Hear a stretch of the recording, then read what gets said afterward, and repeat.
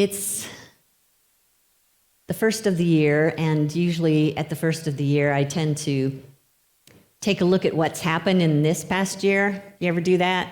See what the milestones were, maybe in our country or in the world or in our own personal lives. What kind of changes did we go through in this last year? And one of the things that I tend to do is check, well, the media, I guess, mostly, for what those milestones might be or what people's opinions might be. And I've got a few up here on the screen for you to take a look at that, not anything really new, but that we're still approaching that point of global warming of no return. So just be mindful of what we can do and be in the face of that. Also, that few Americans say that there's been significant progress over the last 50 years in achieving equal treatment for African Americans. And Black Americans are more pessimistic than optimistic that progress will be made, at least over the next 5 years, when it comes to voting rights, policing, the justice system. We're in an era now, this one surprised me, where there's more human-made material than living biomass existing on the earth. I thought, does that include the oceans? Can that be true? Somebody fact check me on that one. All right, then there's businesses and brands that are struggling to catch up with our demand for convenience, accessibility, empowerment. We want too much that they can not provide. How many of you have noticed one or two or a zillion malls closing? Noticed Fox Valley is emptying out, and instead they're putting in apartment houses in the parking lot. Office buildings are emptying out. Remote workers don't need office buildings anymore. And there's also an increase in students, especially college students, working from home. And so what we're finding is it may be more convenient, but it's also lonelier. And people are experiencing burnout from living in the Zoom room. There's also big cities and suburbs emptying out as people move to smaller towns because they can work from home now. There are robots and artificial intelligence teaming up with workers now, teaming up with workers to be more efficient. And we're still wondering if we can shake hands yet. At Unity, we're wondering if we can hug yet. Should we have our wedding yet? Should I go back to living in the dorm yet? Should I go to that concert yet? And if we're in the real estate market, some of us are wondering, can I sell my house yet? Will anybody buy it with interest rates this high? Or can I buy a house yet with interest rates this high? We're discovering that our used cars are almost more valuable than new cars. And there's still a shortage of used cars. And we're wondering, some of us, if we can still get in on the great resignation and demand a better job than we have right now. Or does inflation actually now have control over the job market, where it's hard to find a job? Those are just a few of the things that we've seen in flux this past year. And experts, more than one, are making a prediction, here it is, for the next few years. This instability will continue. Yeah. So I've got this little sign for you, just to keep you in memory of this. Oh, sorry I quit was, maybe I shouldn't have quit my job because I can't find one now. All right, next slide, please. This can be what it feels like right now, and it might be, you know, what the New York Sun newspaper is saying is a weakened Russia, weakened China, and weakened American economy all set the stage for more unexpected developments in 2023.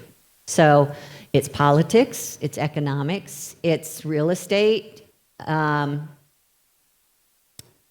market is in there, social system is in there, media and technology, all involved in that feeling of instability for a while. It's absolutely normal for human beings to want to know what's next. Please tell me what the future is so I can prepare for it, right? And we're in this place where we just can't do that.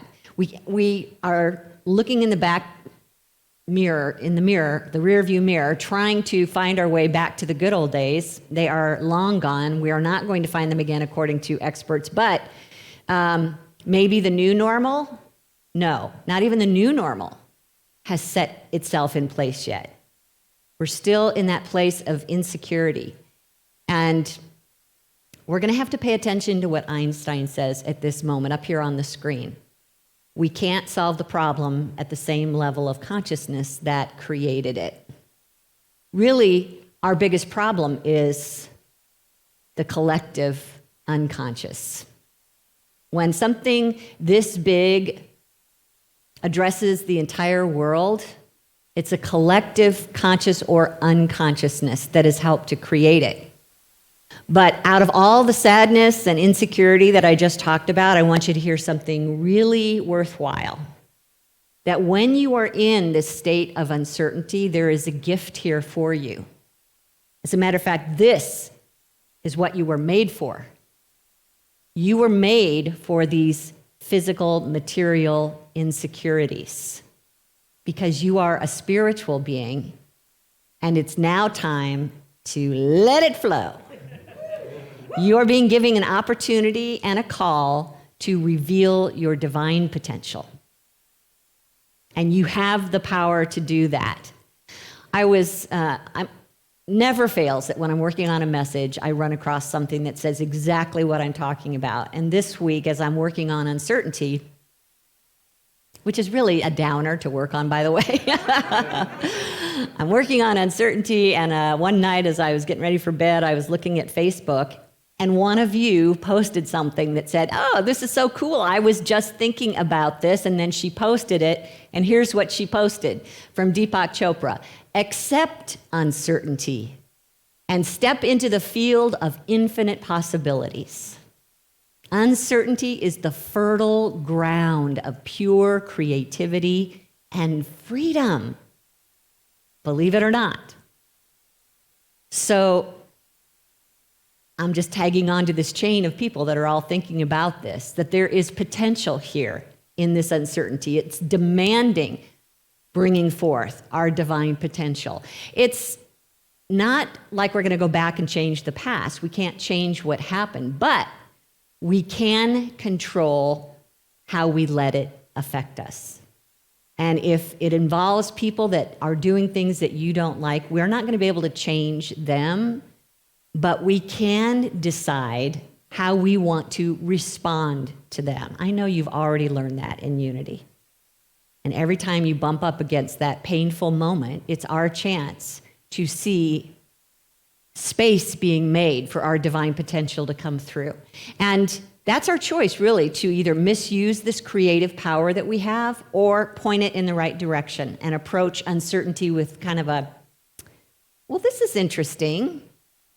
That's kind of the minimum that we want to go for, that this is interesting versus scary. Or maybe it's curious about what might happen, or have some kind of positive anticipation about what might happen. I hear you. Oh, sure, kitty. Oh, sure, kitty. But I'm supporting what Jesus said from the book of John. In the world you shall have distress, but have confidence. I have overcome the world. The I in Jesus is the Christ in us, and we have the ability to overcome and transform what it is that we're going through right now. So it is okay to say, I don't know, but please tag that with yet, and I'm looking forward to finding out. I don't know right now, but I'm looking forward to finding out, knowing that access to that wisdom is within us. We just need to get ourselves in the right frame of mind. And one of the first things that we do at this point is turn our thoughts away from the uncertainty, not in denial, but toward what is true, what is solid, what is never changing, and what will help us get through this. And that is basically the presence of God within us. Let's take a look at what all is available to us up here on the screen. many ways that we describe the spiritual presence around us and within us here at Unity. And it's a reminder today that you cannot go anywhere outside of God's presence, and that presence is our supply. It's that spiritual energy that forms our daily bread if we work with it. It's also that presence that informs us when we have questions. It's that presence that means we lack nothing in our lives. And it's that presence that works as a law to bring us what we believe. Let it be done to you as you believe. So you've got the foundation of what you need to move through these uncertain times as long as we're consciously making our choices for spirit. So that's our new series this next few weeks is conscious choices in uncertain times. Are you up for that?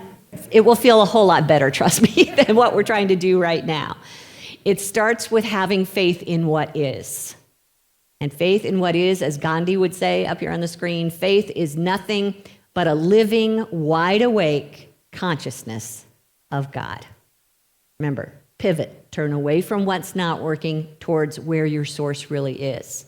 So we make these conscious choices in these uncertain moments, but not quickly, because the unconscious in us demands to make our decisions about 95% of our day. Did you know that? Have you ever noticed that you get home after driving from somewhere and you don't really know how you did that?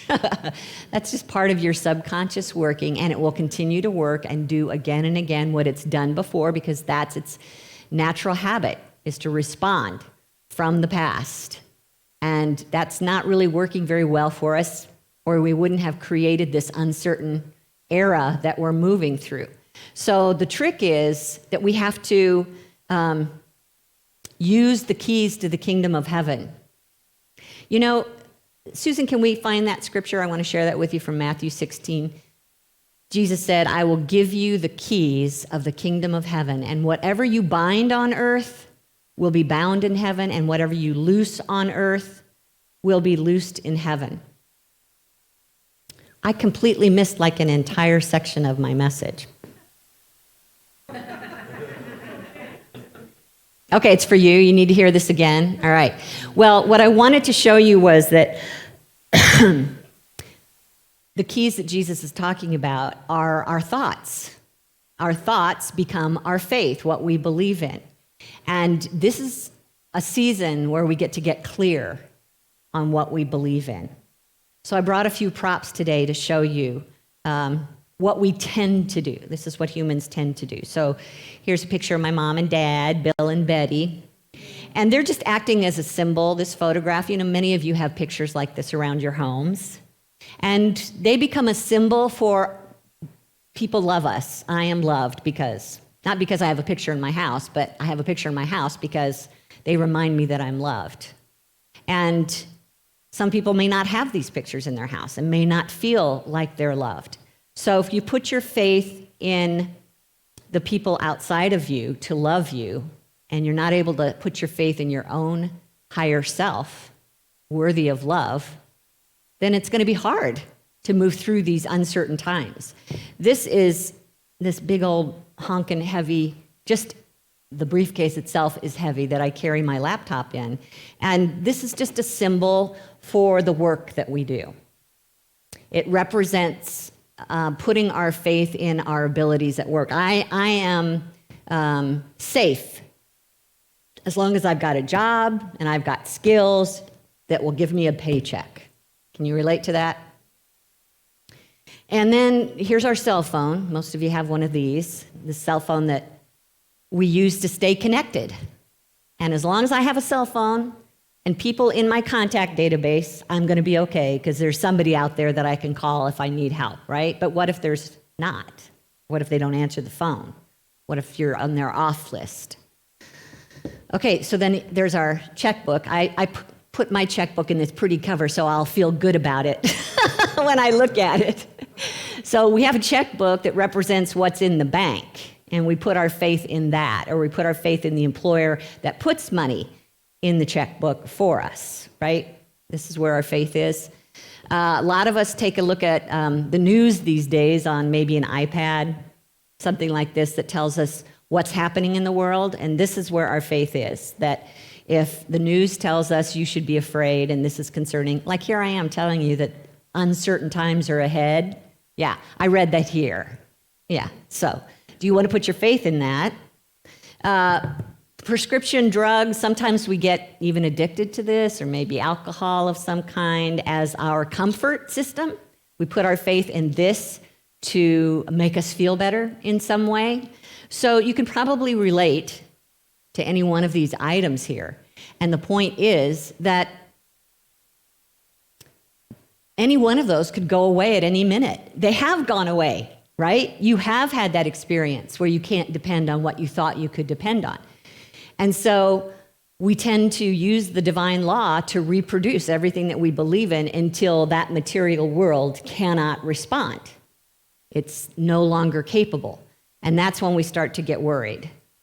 So we use those keys to the kingdom of heaven as, I would associate the keys with our thoughts of the spiritual dimension. When you use keys or thoughts of the spiritual dimension, you have the ability to set yourself free from bondage. Or you can actually use those same thoughts to tie you to what is not serving you. That's the thing about that divine law. So when we face this uncertainty that we're all facing, consider what I have up here on the screen is that these uncertain times we're going through is coming from unconscious behavior. The fact that we have just saturated ourselves with these things as our source of good becomes a repetitive behavior. And we can't solve that problem. We can't solve this uncertainty in life if we keep going back to this same source of good, because it's not really our source of good. So let's see this uncertainty as an opportunity to grow, to renew our consciousness. And it's going to be an opportunity for us to, rather than let our belief in error thoughts work our lives, let our faith in the spiritual dimension work our lives. We can start by focusing on what we desire, and you may not have in this uncertain season, you may not know exactly what you can even hope for because it's in such flux, but you could at least decide how you want to feel during this season, right? You can do that, right? We all know we don't want to feel afraid. We don't want our temper to get the best of us, right? What would we like to feel as we go through these changes? Give me some ideas what you'd like to feel. Love, joy. Love, joy, enthusiastically from Don. I'm signing up for love and joy. What else would you like to feel? Kind, optimism, serenity, faith, clarity. So good news. Those qualities are all within you because the Spirit of God is within you. And so what we want to do here is we want to become that energy. Just go into your room and shut the door and sit in a nice soft chair, but don't fall asleep. And when you close your eyes, think about one of those feelings that we just named. Just think about the word. Just think about the word until you can start feeling what that idea feels like in your emotions. And then just live there for 5, 10, 15 minutes. My darlings, I promise you, you will feel the change in your being. And you're filling up your tank so that when you can go out into the uncertainty, you carry peace with you. You carry joy and love with you. You will become a shining light for people around you that are seeking that as well. Know it for yourself, know it for other people. And as you start to sink into what that spiritual consciousness is ready to be in you, it will start to make you ready to do whatever it is that you have to do. Because when Spirit says jump, you will say how high. You will just know that it's time to make a change. I read this in one of those business blogs in the last week or two up here on the screen. Agility is the best antidote to instability. I had to think about that. Agility is the best antidote to instability. So agility, is that ability to make changes quickly, to think quickly, to change your mind quickly. You've seen physically a runner down the track who is jumping over hurdles, right? That's agile. When they can be at this level and suddenly they're like that, and they keep going, they don't fall over. So that's agile, but what we want to do is be able to think with agility, to be able to think quickly. And we don't want to have to figure it out in our brain. We just want to be able to tap into what Spirit is saying. And so let's work on that. Let's work on being so in tune with what is within us that we can be agile when things change. I saw something extraordinary happen in the United Methodist Church in the last couple of years. And I'm not just talking about the one on the corner. I am talking about the worldwide Methodist Church. They came to a question mark amongst them whether or not they wanted to be a church that welcomed LGBTQ friends into their community as they are, loving and accepting them for who they are, and even performing marriages for them in the United Methodist Church. And the large majority of the United Methodist churches in America wanted that. But there was still a large majority globally that did not feel that that was biblically correct. They were agile enough to split. Rather than to go down a path that they'd been on for hundreds, if not, are we up to thousands of years yet for them? Probably not. But there was an awakening in consciousness. They were in touch with that higher self within them that was pointing them in a direction that is now changing in America. I was thrilled to see that change happen. They decided that they, good question. They decided that they wanted to welcome the LGBTQ community in their church without saying, you're welcome, but you have to change. Or you're welcome, but that's a sin. They don't say that any longer. They don't believe that any longer in this United Methodist Church in America. And if there's a global in front of the Methodist name, then you know that you're in the other church that will probably show up more around the world.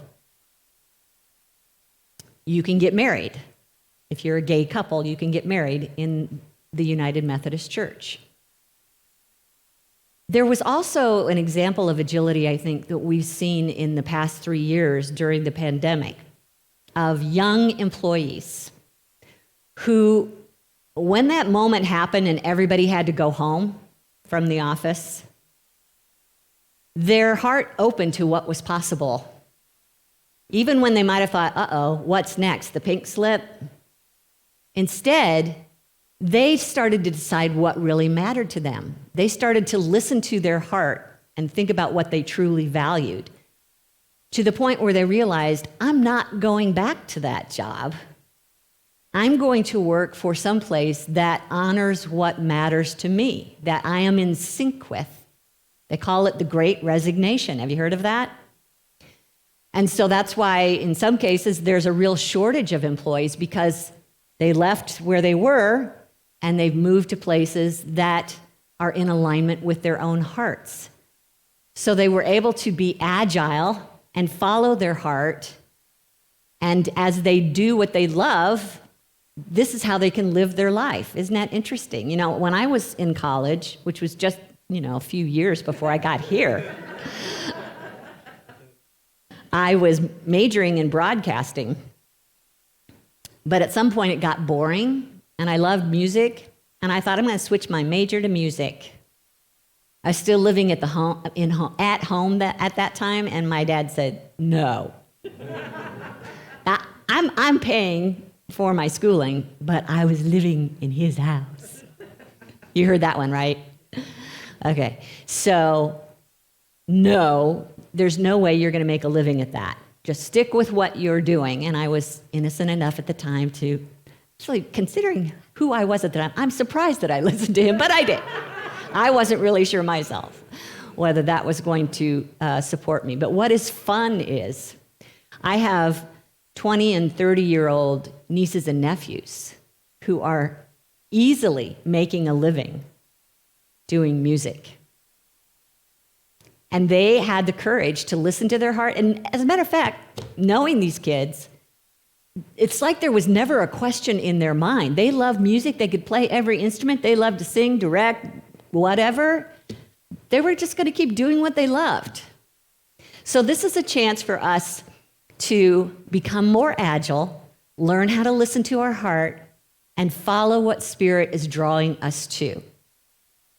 And as we continue to make these conscious choices in uncertain times, that means being tapped into the divine versus that stuff, then we free ourselves from bondage, and the keys to the kingdom of heaven actually become direction in how to live a spiritual life in this human experience, which is the whole reason we're here, to live a spiritual life in this human experience and put our faith in the spiritual dimension. As we do that, we're going to find that our daily needs are met. One of my favorite scriptures, let me kind of combine a couple here up on the screen from Jesus, Matthew 6. He said, "No one can serve two masters. Either you will hate one and love the other, or you'll be devoted to one and despise the other. You cannot serve both God and money. So do not worry, saying, 'What shall we eat, or what shall we drink, or what shall we wear?' For the pagans run after all these things." Metaphysically, think of a pagan as one who believes in the power of the material world, material stuff. So people who think that's where their good comes from will run after those things willy-nilly. I'm sure that's what they'll say, willy-nilly, willy-nilly. Okay, and your heavenly Father knows that you need them. Steep your life. This is so good. Think of yourself as a tea bag when I read this. Steep your life in God reality. You're in a cup of God reality tea.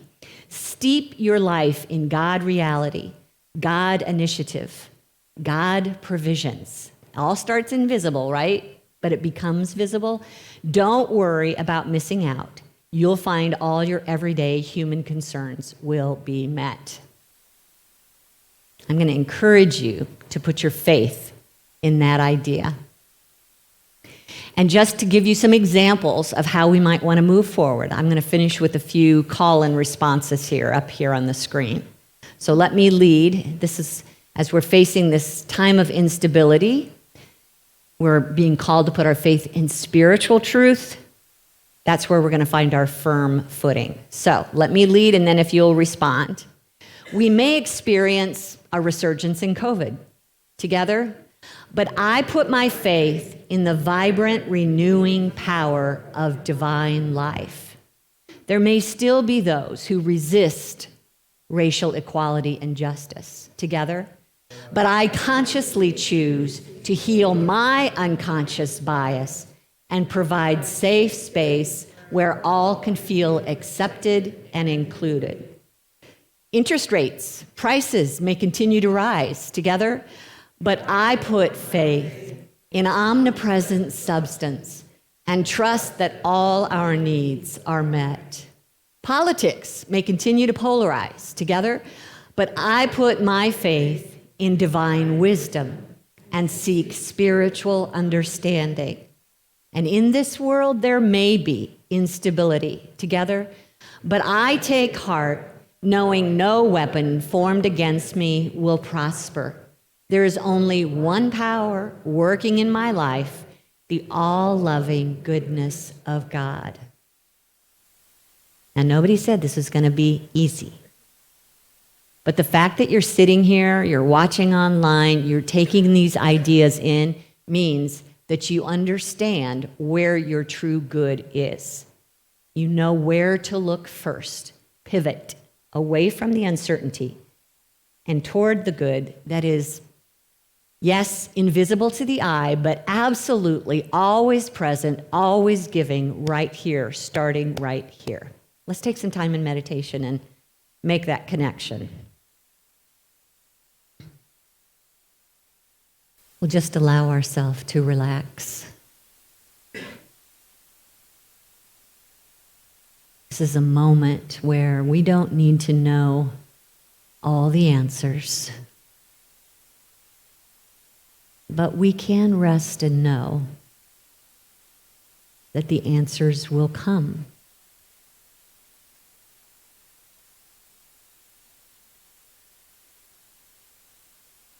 Just as you feel this chair firmly beneath you, sustaining your body,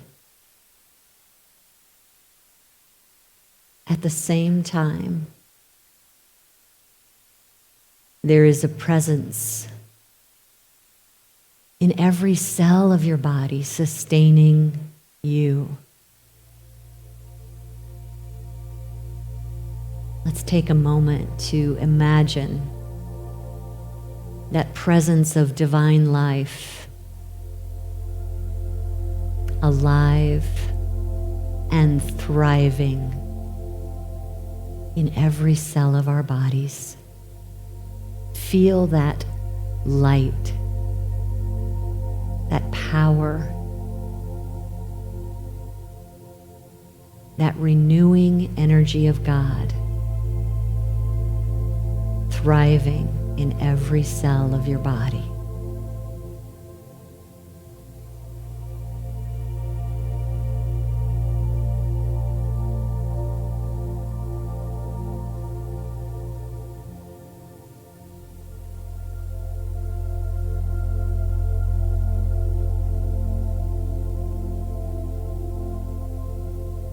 From the tip of your toes all the way up to the top of your head, divine light pours through your being.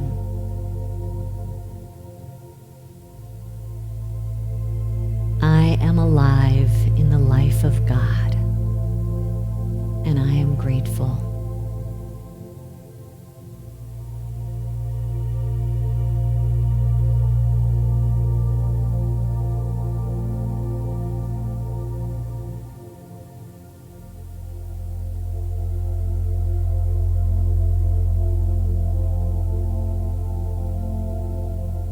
While I hear people disagree,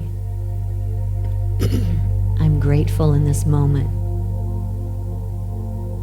to know there is still love here.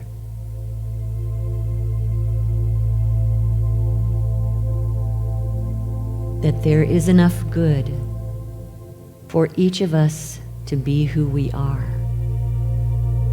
and to have our needs met. Because love is here harmonizing all things for good.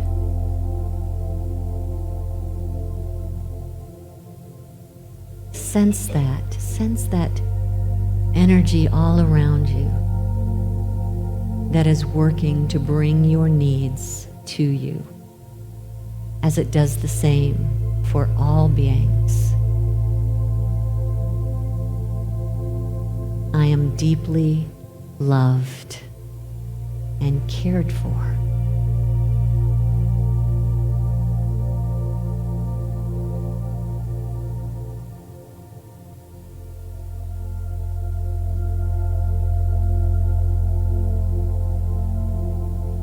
While my checkbook may say, "This is all you have," while the unemployment market may say, "There's not enough for you," we turn our thoughts towards our one source of good, a good that is infinite and constantly giving.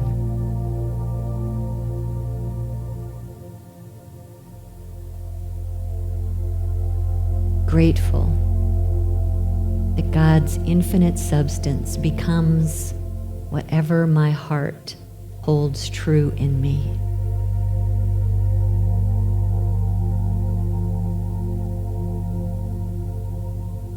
I see abundance flowing in my life and providing for all beings without limit.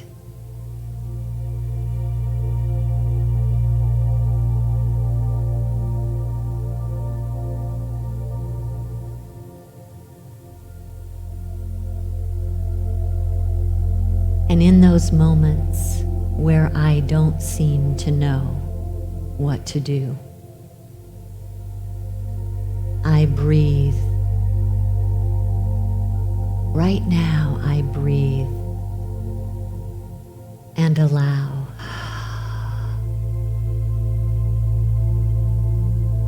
Spirit's divine wisdom to rise in me.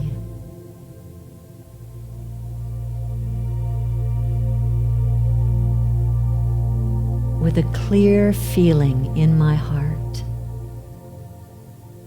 I know yes or no.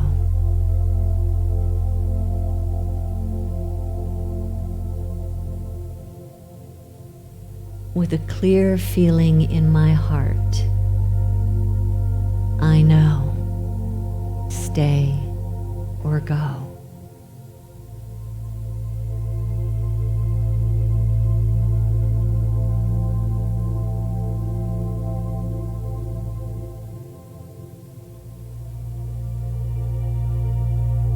As I choose the feeling of love and appreciation first,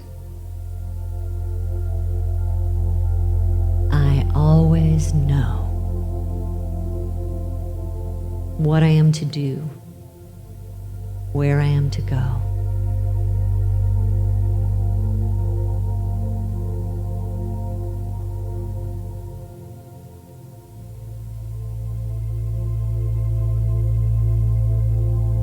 There is nothing uncertain in God.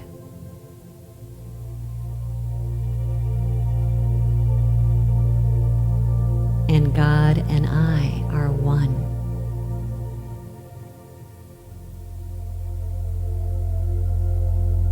There is nothing uncertain in me. When I first turn my thoughts toward God.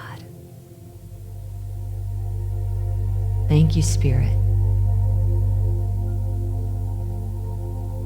You are the source of all that I need, and I gratefully say yes.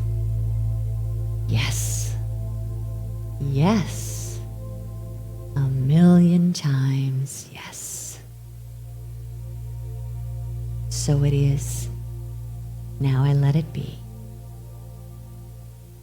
Amen.